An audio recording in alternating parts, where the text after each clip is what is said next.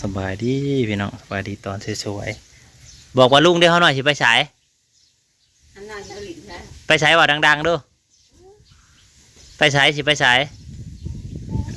มาสิพายทงให้ก่อนมานี่ฮีดไว้เดี๋ยวฮีดสิบไว้เดี๋ยวเงินเฮียได้ทุวันนี้ทุฮีดแล้วละทุวันนี้ทุบอลลุงกันเร็วทุบอลลุงกันเร็วขันอยากไปทุกันดีครับเลยละรอเห็นละรอเห็นรอเห็นดีๆเดี๋ยวเพิ่นไม่ไหวเพิ่นใหญ่เพิ่นโอ้มาแต่มาติดแทนเราอ่ะไหวยกจับ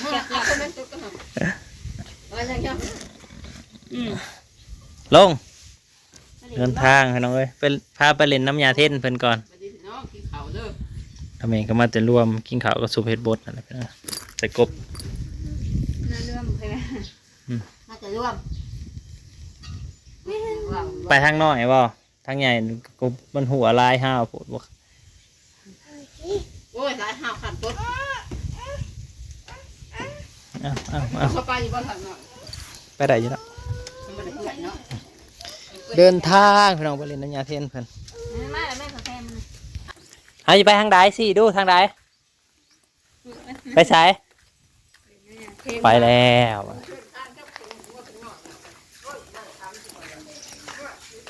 ออกมาทอดทอรถทอด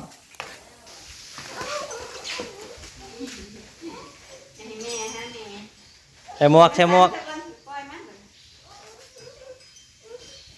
ใส่หมวกใส่หมวกน่ะอารมณ์เฮียอีกแล้วเดินทางของน้องเขากับประธานเป็นเหล่าเพื่อสิเบิ่งแล้วมันแห้งกักสำได้จะเอาเป็นเทเหล่ามันไม่ปีมันปีอักนอกก็ต้องใส่เวลาเนี่ยฮะเลยเป็นประเทศทมหมูมันก็สีซื่นมาหอดแล้วพี่น้องบ่มีพายุห่านบ่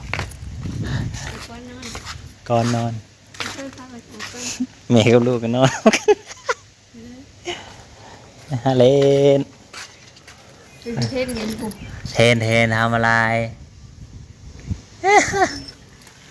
ตายแล้วเหรอมื่นว่าเมื่อน่ะวันศุกร์มื้อวันที่31ป่ะก่อนหน่อยนอนคือนอนไวนอนมื้อจะเถื่อวันนี้จะทุ่มหนึ่งก็รับไข่เลยนอนตอนใดก็ตามนอนเวลาเราจะกินยังเราจะกินยังไปเลือกดูหาไปมาดู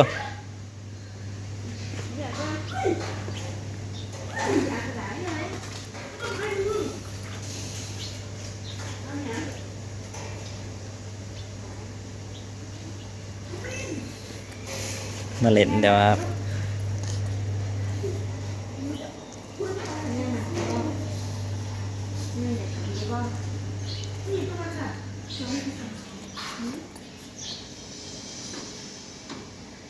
หนักกี่บ่เอาอย่าง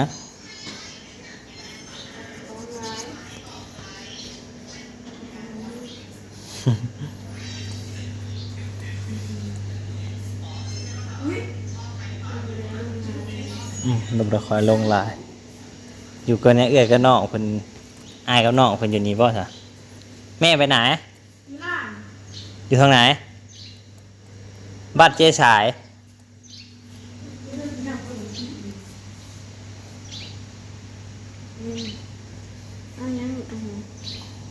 เอายังลูก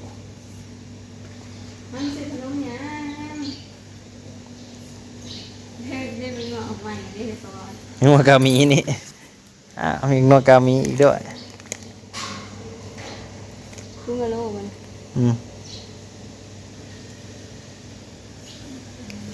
เป็นนัวกามีนี่มันนุ่มนี่คือต้องซื้อนุ่มเปลี่ยนนุ่มมาเป็นนุ่มมัน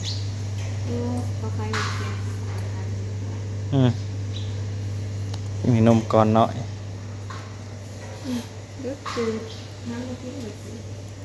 บ่ได้ยังซ้ำลูกพี่เขา เอ๊ะเขาแกหน่อย เอาว่าถ้าแกน้อยเนี่ย เขาแกน้อยเนาะเอาป่ะเขาแกน้อยเอาป่ะ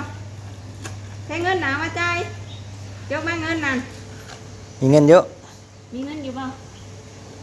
มีอยู่เงินน่ะให้ใช้เงินมาหันดิให้ใช้เงินมาหันดิคนว่านี่เงินอยู่ ใช้เงินอยู่ใช้แหละ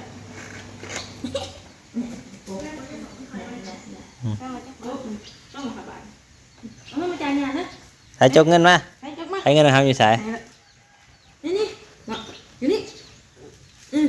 มีใส่ที่ใดอีนบุบุงามแท้ไอ้ก้อนเห็นมันกันยะเดินไงนี่โอ้เงินหลายแท้ปัญญาเลยนะหัวปฏิหึเลยไหนปัญญานะหัว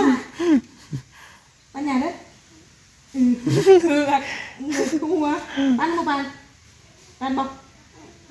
มาปัญญาบ่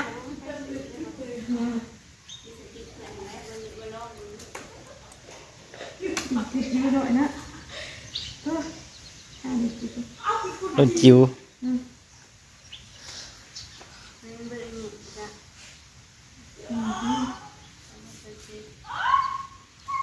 อันนี้ใช้พันอะไร 2,025มันบ่แม่นของกินนะเขาเฮ็ดอายุเฮิงอยู่ดอก ทำดีไปใส่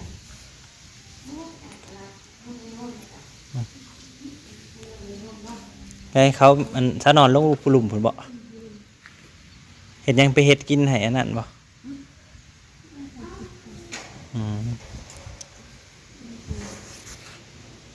สิใส่แดกเมาคนลงเต็มโถงเลย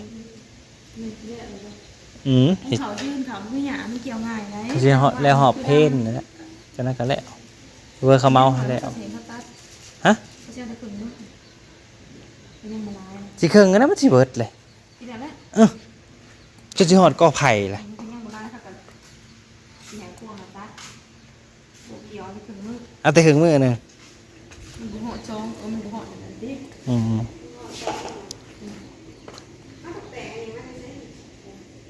ซื้อมาในตลาดตัวนี้คือเพิ่งใส่แล้วก็ชูเพิ่งใส่แล้วก็ บ่ล็อกหรอบ่หลุดหรอ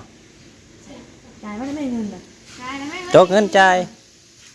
ลงมา เข้าบาท ลงมาเงินทำเนี่ยลงมาเนี่ยจกเดี๋ยวว่าละ จกเงินหนึงเด้อ แบบเปิดให้น้ำจกสิจ่ายจักใบ ก็ได้นี่ใส่ซาบะจ้ะนะใส่ใบซาบะ เบิดแล้ว ใส่ใบซาบะเอาใบซาบะมา คาลิตนั่น10,000นะ มีซาบะบ่ นี่ ลงมาเนาะมาแล้วเอา ญาเท่นเพิ่นสิมาไว้อยู่บ่เนาะหรือว่า เมื่อกี้เขาแรกเขาแบบ มาใส่มาสุรินทร์ บ่มานี่แหละเพิ่นไปลงไปลุม เขาแรกเขามาได้นี่ อืม แล้วก็ถึงที่เขาไปตรงนี้กับพุ่น30 โล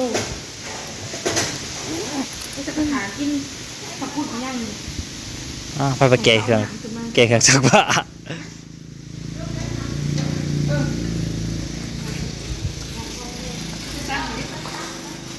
ลงพักว่ะ หากินนี่ของมันกับ สดครัวเพิ่น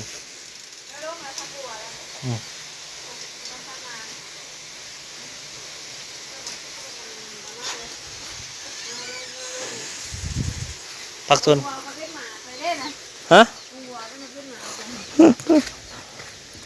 วัวเป็นจุดรับพันราคาเหรอจ๊ะ อืม เป็นจุดที่เฮิร์มได้แสดง ข่อยสิลงข่อยจะวิเคราะห์ขี้เก็บเข้ามาใส่ผสมกับขี้หมูแล้วก็ลงมันจะงาม ก็มันเมื่อยเขาหายบ้า บ่ให้ก็ซื้ออันนะขี้เก็บนะแทงน้ำนี่เขาว่ามันยังอยากต่ำได้เขาว่าแทงน้ำมันต้องเขาจะได้สูงๆคือแม่นสมมุติว่ามีเงินเฮ็ดก็อยากได้จัก4 เมตรผู้นี่ประมาณ3 เมตรดุกคือที่สูงๆเนี่ยมันจังสิน้ำแห้งโอ้ยมีหอบที่อยู่นี่ทั้งหนึ่งอยู่หันทั้งหนึ่งแล้วก็อยู่เฮือนอีกครั้งหนึ่งอ่างนะโอ้ ไม่ถูก 3 แท่ง บางคนเปิดชุดเหมือนเนาะบางคนก็เปิดยกเลยถูกเรื่องยากเลยคือที่เขามีสีมันไม่ถึงเนาะ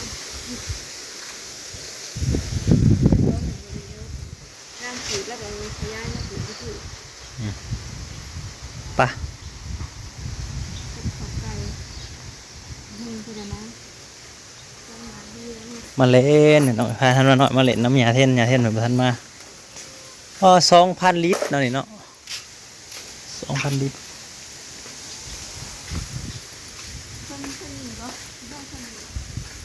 สำนิดแล้ว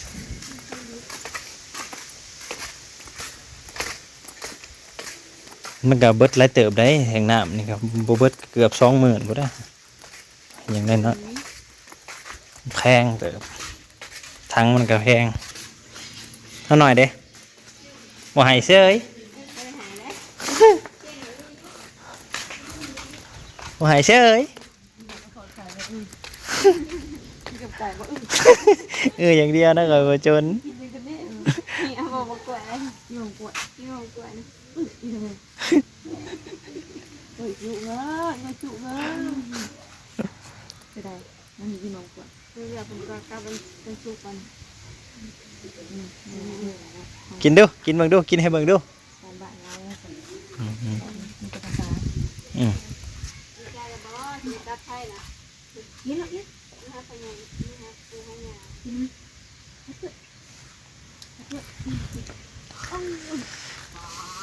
ทำใหญ่เด้อพอมันเห็นในมันแต่ว่ากินแล้วเป็นในดำ โอ้ ๆแกะ โหเซินอันนี้กินเซยพอกันใหม่พี่น้อยขอบคุณอะไรที่มารับชมเนาะอันนี้ที่สิมา